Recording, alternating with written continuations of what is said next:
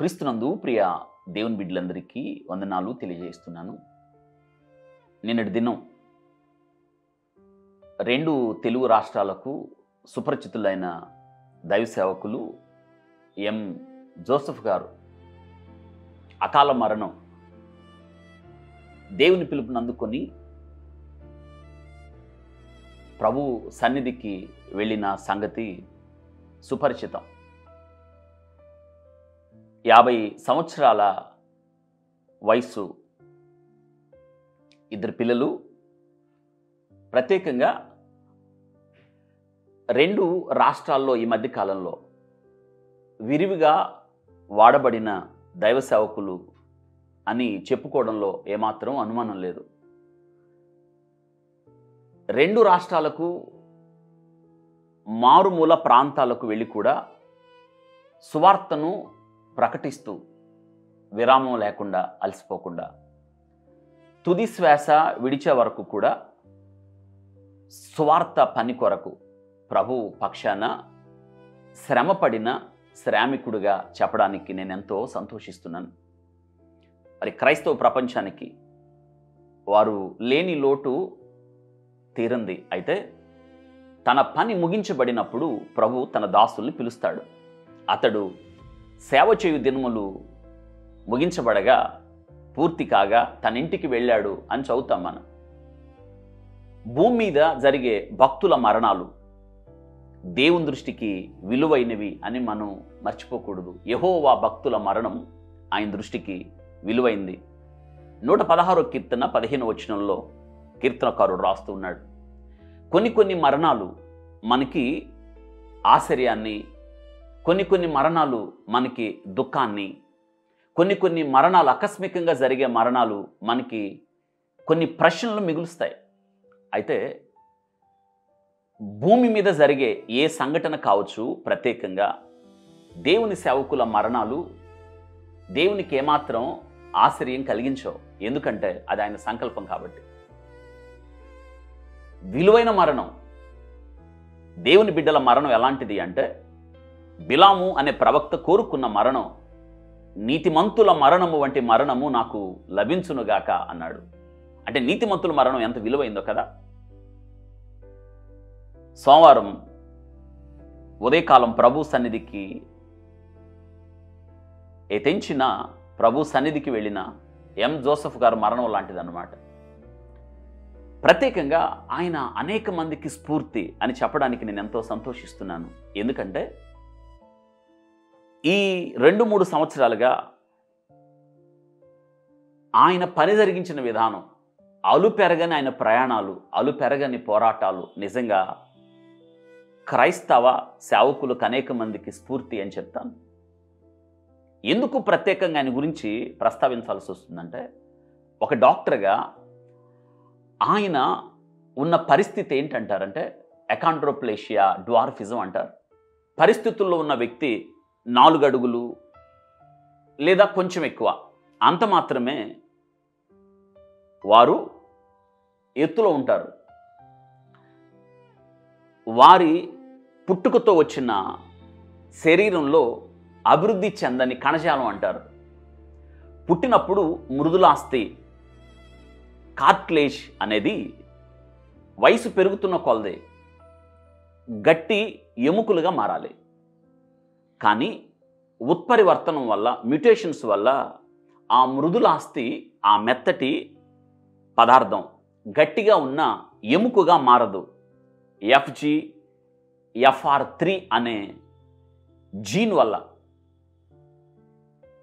ఈ అకాండ్రోప్లేషియా, ఈ డ్వార్ఫిజం ఉన్నవాళ్ళు మిగతా వాళ్ళతో పోలిస్తే ఒక రకంగా చాలా భారభరితమైన జీవితాన్ని గడపాల్సి వస్తుంది.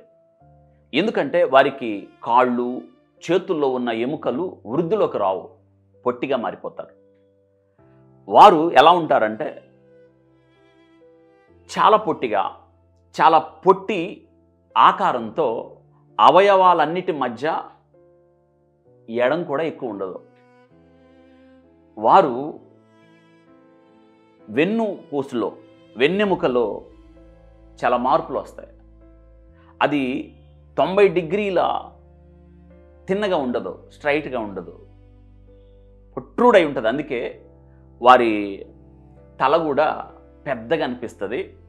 ఈ ఫోర్ హెడ్ ప్రొట్రూడ్ అవుతుంది. ఈ ముక్కు ఇక్కడ చొట్టబడి ఉంటుంది. ఇదొకటైతే రాత్రిపూట వారు సరిగా నిద్రపోలేకపోవడం, ఊపిరి సరిగా అందకపోవడం,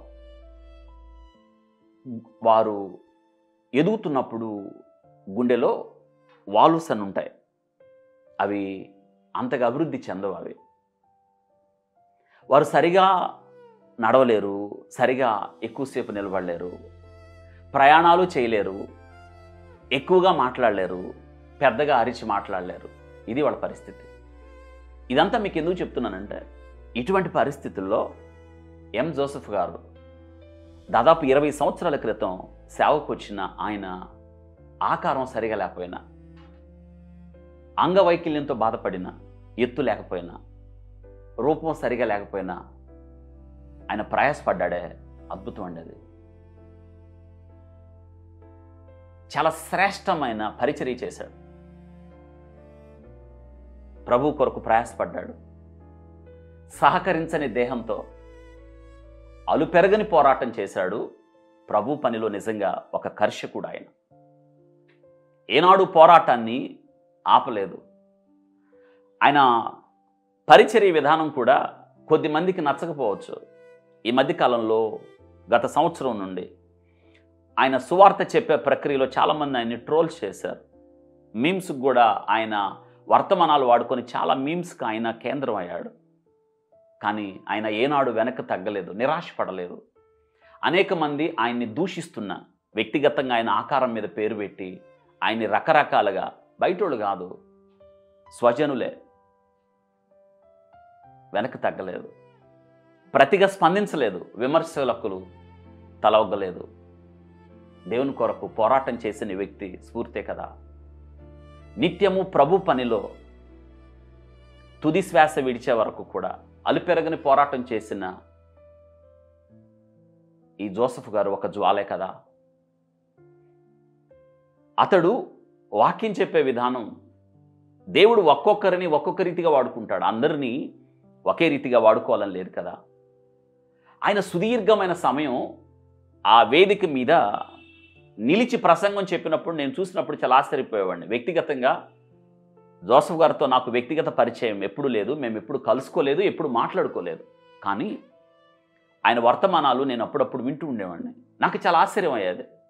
గంటల తరబడి సహకరించిన దేహంతో ఎలా నిలబడగలుగుతున్నాడు, ఈ వ్యక్తి ఎలా ప్రయాణాలు చేయగలుగుతున్నాడు అనేది నాకు ఒక ఇంత ఆశ్చర్యం కలిగేది. ఆయన్ని బట్టి నేను ప్రభువుని స్తుతించేవాడిని.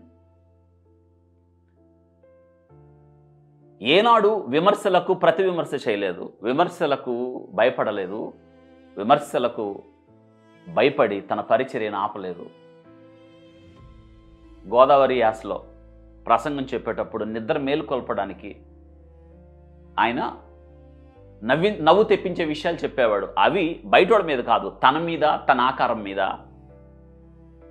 తను వచ్చిన ప్రయాణంలో ఎదురైన అనుభవాల మీద జరిగిన సంగతులు చెప్పి ప్రజలను మేల్కొల్పడానికి ఆయన కొన్ని విషయాలు ప్రసంగం మధ్యలో చెప్పి ప్రజలు నవ్వించేవాడు. ఇది చాలామందికి నచ్చేది కాదు. అది దేవుడు ఆయనకి ఇచ్చిన పరిచర్య విధానం. కాదంటానికి, విమర్శ చేయడానికి మనం ఎవరమే, తీర్పు తీర్చడానికి మనం ఎవరమే. నేను ఒక మాట చెప్పగలుగుతాను, ఏ శరీరియు ఆయన ఎదుట అతిశయించుకునడానికి, జ్ఞానవంతులను సిగ్గుపరచడానికి ఆయన వెర్రివారిని ఎన్నుకున్నాడు, బలవంతులను సిగ్గుపరచడానికి ఆయన బలహీనలను ఎన్నుకున్నాడు. లోకములో నుండి నీచులను, తృణీకరించబడిన వారిని, ఎన్నికలేని వారిని దేవుడు ఎన్నుకున్నాడు తన పరిచర్య కొరకు. అన్ని అవయవాలు బాగున్న మనమే పరిచర్య చేయలేమే, అన్ని అవయవాలు చక్కగా ఉన్న మనమే తిన్నగా నిలబడలేమే, కాళ్ళు సరిగా ఉన్నాయి నడవలేమే, దేవుని కొరకు మాట్లాడలేమే. మనతో పోల్చుకున్నప్పుడు ఆయన దేహం ఆయనకి సహకరించకపోయినా దేవుని కొరకు ప్రయాసపడ్డాడు కదా, అలుపెరగని పోరాటం చేశాడు కదా. మరి ఆయన సేవ అద్భుతమే కదా. దేవుని పని నిమిత్తం గుంటూరు రావడం, ఆకస్మికంగా ఆయనకి హార్ట్ అటాక్ రావడం. ఈ అకాండ్రోప్లేషియా, ఈ డ్వార్ఫిజంలో గుండెలో ఉన్న గదులు, వాల్వ్స్ కూడా సరిగా ఒక సమయం వరకు కూడా సరిగా అవి పనిచేయడం మానేస్తాయి. ఎందుకంటే పుట్టుకతో వచ్చిన జీన్స్ ద్వారా డ్వార్ఫిజం, అకాండ్రోప్లేషియా అంటే మరుగుజ్జులు అంటారే, వాళ్ళల్లో గుండెలో ఉన్న వాల్వ్ అమరికలో కూడా తేడా ఉంటుంది అన్నమాట. మిగతా వాళ్ళతో పోల్చుకున్నప్పుడు వీళ్ళకి లైఫ్ స్పాన్ అనేది తగ్గుతుంది. ఏది ఏమైనప్పటికీ ఎం జోసెఫ్ గారు దేవుని కొరకు ఒక అద్భుతమైన సేవ చేశాడు అని చెప్పక తప్పదు. తన దేహం సహకరించకపోయినా, క్షీణిస్తున్న అతడు సువార్త ప్రకటనలో ఆయన వెనక తగ్గలేదు, అలసిపోలేదు. ప్రభు పనిలో శ్రామికుడు, ఆసక్తిలో ముందున్నవాడు. అనేక మందికి, అంగవైకల్యం కలిగిన వారికి ఒక స్ఫూర్తి ప్రదాత. అంత మాత్రమే కాదు, అన్ని అవయవాలు సరిగా ఉన్నవారికి కూడా తను ఒక సవాలుతో కూడిన పరిచర్య చేశాడు. తన భార్య, 2 పిల్లలు అనుకుంటాను, ఒక కుమార్తె, ఒక కుమారుడు. నేను వీడియోలో చూశాను. అనేక మంది దేవుని బిడ్డలు వారికి సహకరిస్తున్న విధానం నాకు సంతోషాన్ని కలిగించింది. తెలుగు రాష్ట్రాలకు మరి జోసెఫ్ గారు లేని లోటు తీరందే, కుటుంబానికి ముఖ్యంగా తీరందే కదా. అయితే ప్రభు కార్యం చేస్తాడు, కుటుంబాన్ని ఆదరిస్తాడు. ఎం జోసెఫ్ గారు మరణ వార్త సోమవారం ఉదయం నేను హాస్పిటల్కి వచ్చిన తర్వాత నాకు ఒక బ్రదర్ ఫోన్ చేసి చెప్పినప్పుడు నిజంగా ఈ దైవ సేవకుని మరణం నన్ను కలిచివేసింది, దుఃఖం కలిగించింది. ఆ పిల్లలిద్దరిని చూసినప్పుడు, ఆయన పిల్లలిద్దరిని చూసినప్పుడు నాకు ఒకంత దుఃఖం, ప్రభువును బట్టి ధైర్యం కలిగింది. వారి కొరకు మనం ప్రార్థన చేద్దాం, వారు విరిచి వెళ్ళిన పరిచర్య కొరకు ప్రార్థన చేద్దాం.